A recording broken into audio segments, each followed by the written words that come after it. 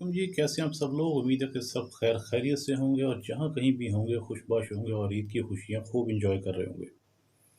तो जनाब मेरी आज की ये वीडियो ये है तो वैसे नाइस लैस एंजरी सेंटर की तरफ से ही, लेकिन मुजाहिद सैफ़ी खुद आपसे मुखातिब है। जी, आपसे बिल्कुल आपसे मुखातिब हुए हैं और ख़ास तौर पे इसलिए मुखातिब हो रहा हूँ कि आज मैं चाह रहा था कि अपने पूरे हमवतनों को, पूरे अहले इस्लाम को, जहाँ कहीं भी हमारे मुसलमान बहन भाई ईद मना रहे हैं, सबको दिल की गहराइयों से ईद मुबारक।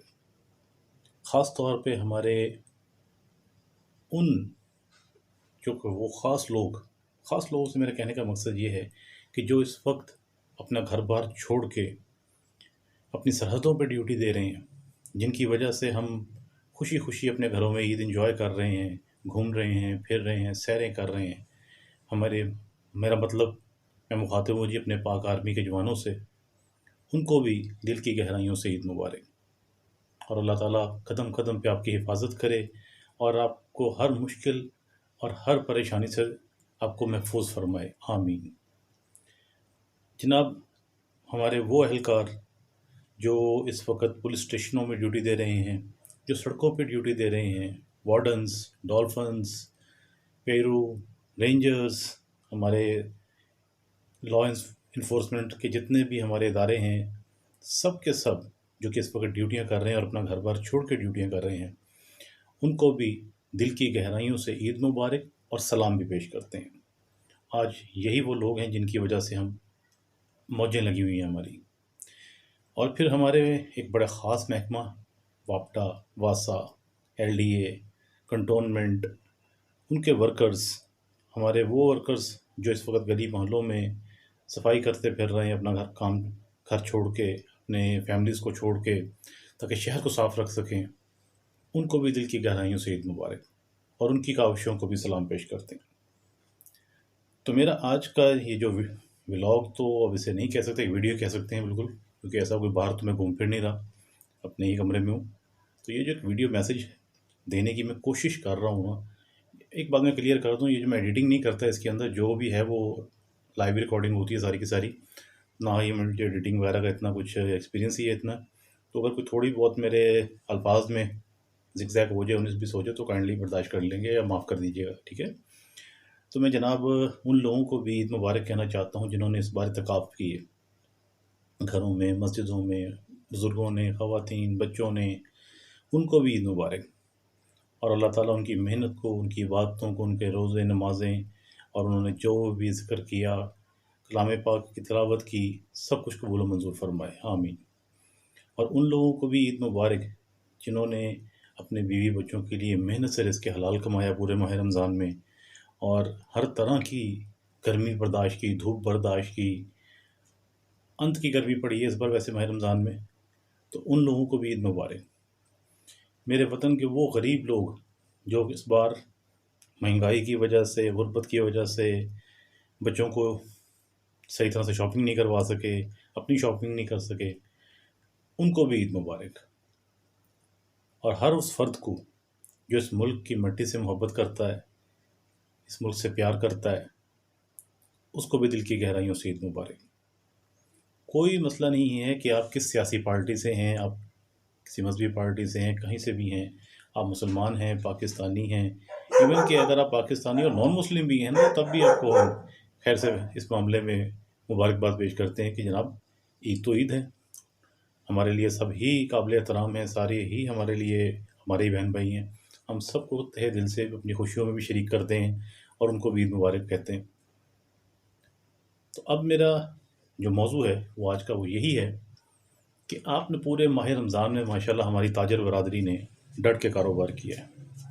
बेशक वैसा बिज़नेस नहीं था जैसा कि होता है हर साल और इस बार तो कुछ थोड़ा-सा कन्फ्यूजन भी रही कि चाँद रात है, नहीं है। उसकी वजह से काफ़ी लोगों को बिज़नेस में थोड़ा-सा मसला भी पेश आया कि चाँद रात एक दिन पहले जिस तरह एक फ़्लो में कस्टमर निकला, उसके बाद नहीं निकल सका। तो लिहाज़ा उस हमारी बिज़नेस कम्युनिटी के उन ताजिरों को भी ईद मुबारक।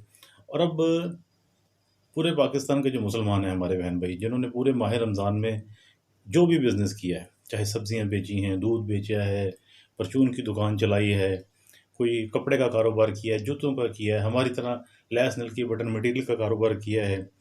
सब ने माशाल्लाह जी कोई कसर नहीं छोड़ी। अपनी अपनी जगह पे सब ने ठीक ठाक कमाई की है अल्हम्दुलिल्लाह। तो अब ईद तो गुजर गई, अब आ गया है जनाब शादियों का सीज़न। तो मैं अपने उन ताजर भाइयों से मुखातिब हूँ कि जनाब आप किसी भी मार्केट में हैं, आप शो मार्केट में हैं, आप शाह आलम मार्केट में हैं, आप लिबर्टी मार्केट में हैं, आप इच्छरा में हैं, आप मेन बाज़ार में हैं, आप टाउनशिप में हैं, आप बागवानपुरा में बैठे हैं, कोई मसला नहीं है कि आप पाकिस्तान के किसी शहर की किसी मार्केट में भी बैठे हैं।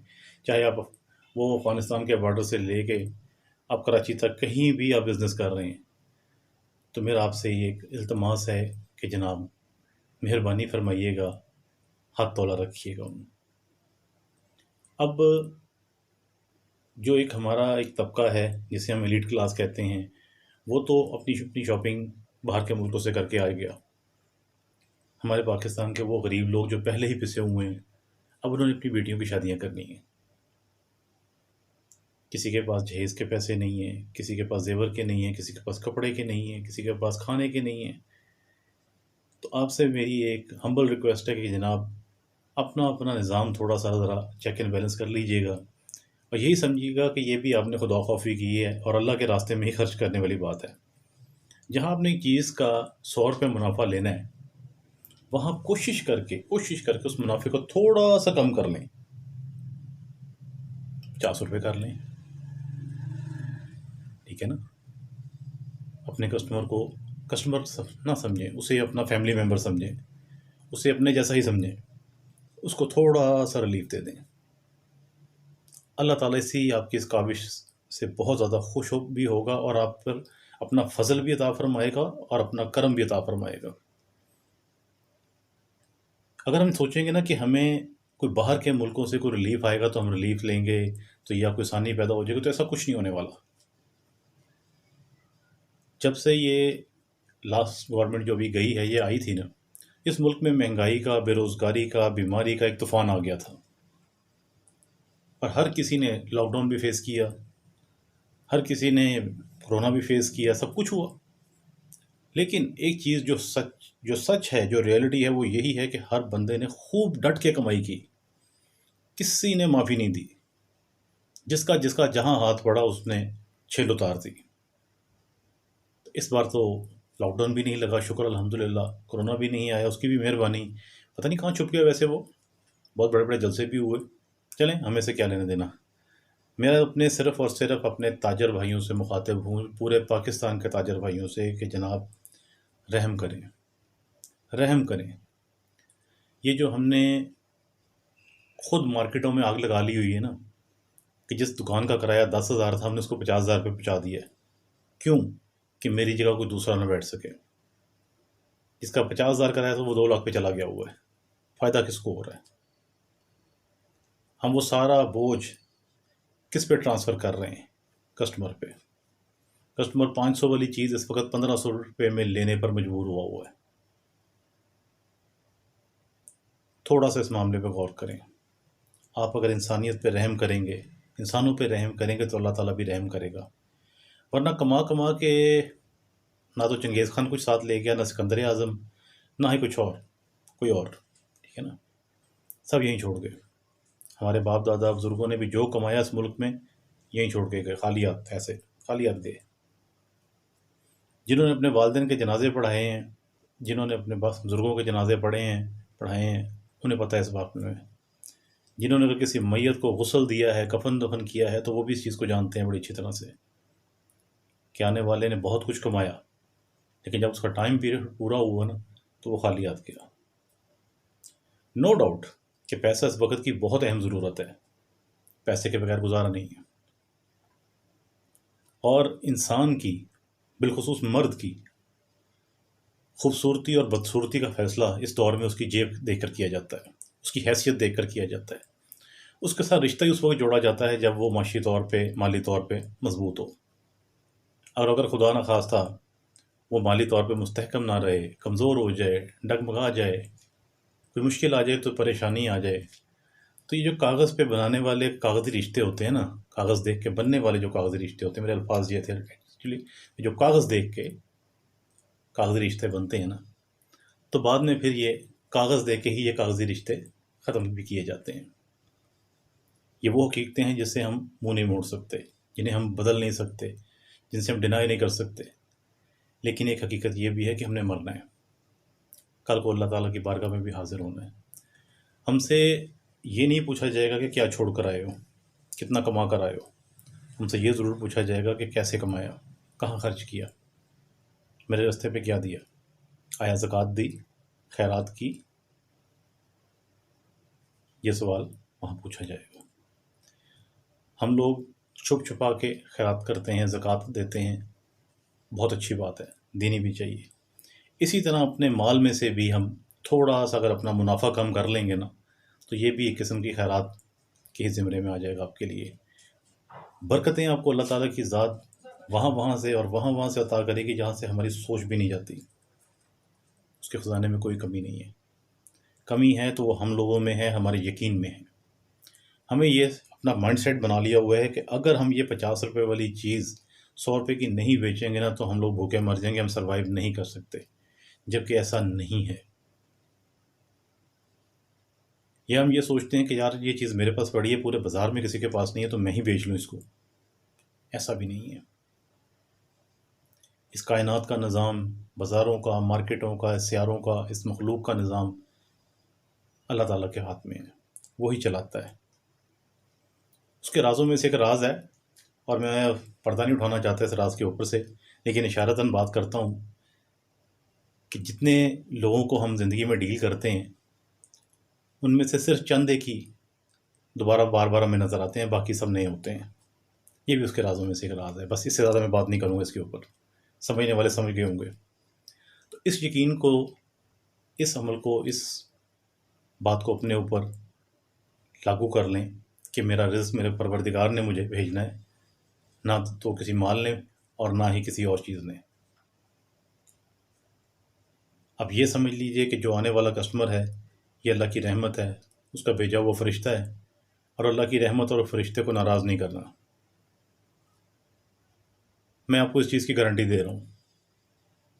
ये मेरा ज़ाती एक्सपीरियंस भी है।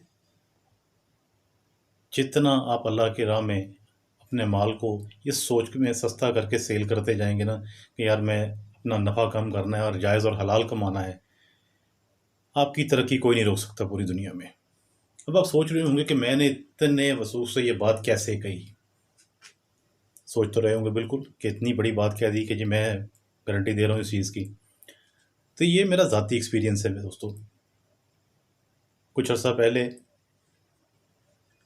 मैं बिल्कुल लेट डाउन हो चुका था, फिनिश हो गया हुआ था। बहुत सी गलतियाँ हुई मुझसे, बहुत सी कोताहियाँ हुई, मैं मानता हूँ इस चीज़ को, इकरार करता हूँ। मेरे फेलियर्स थे, नाकामियाँ थी मेरी। लेकिन मुझे किसी ने समझाया नहीं या किसी ने बताया नहीं कि गलती कहाँ हो रही है, कि मैं कर क्या रहा हूँ। आज ये बात कुछ अर्सा पहले एक दोस्त ने, एक भाई ने बैठा कर समझाई, तो आज इस बात पर मैंने अमल शुरू किया, तो उसका निज़ाम मैंने खुद देख लिया कि वाकई यार जो चीज़ पिछले 8 सालों से, 7 सालों से मैं दिन रात एक करके लगा हुआ था, हासिल करना चाह रहा था, नहीं मिल रही थी। मैं उसके नज़दीक भी नहीं जा पा रहा था, उस टारगेट को अचीव भी नहीं कर पा रहा था। लेकिन जब से उस मेरे दोस्त ने, उस भाई ने मुझे ये बात कही ना कि अपने मामलात में और अपने कारोबार में अल्लाह ताला को अपना हिस्सेदार बना लो, अल्लाह ताला को अपना पार्टनर बना लो, आपको कमी नहीं आएगी।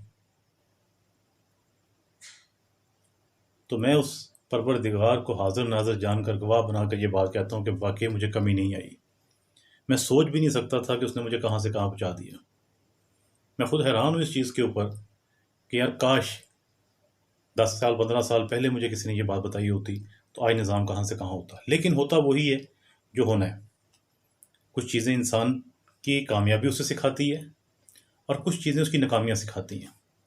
फ़र्क सिर्फ इतना है, नाकामियाँ जो सबक आपको देती हैं ना, वो कभी आपको भूलता नहीं, और कामयाबियों का सबक आपको सबक नहीं लगता। वो आपको सिर्फ यही लगता है कि मैंने अचीव कर लिया, बस दैट्स इट।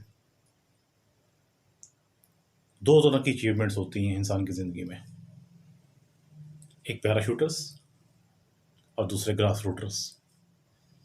जो पैराशूटर्स होते हैं ना, वक्ती तौर पे हवा में होते हैं, जितना मर्जी ऊपर हों आते नहीं चाहिए। और जो ग्रास रूटर्स होते हैं वो ज़मीन से उठते हैं, जितना मर्जी नीचे हों जाते ऊपर ही हैं। तो मेरी आप सब दोस्तों से, आप भाइयों से, तमाम कारोबारी लोगों से, चाहे आप किसी चीज़ का ही कारोबार करते हैं, आप परचून की दुकान चलाते हैं, सब्ज़ी बेचते हैं, दूध बेचते हैं, कुछ भी करते हैं, जूतियाँ बेचते हैं, कपड़े बेचते हैं, कॉस्मेटिक का काम करते हैं, नल की बटन का करते हैं हमारी तरह, कुछ भी आप करते हैं,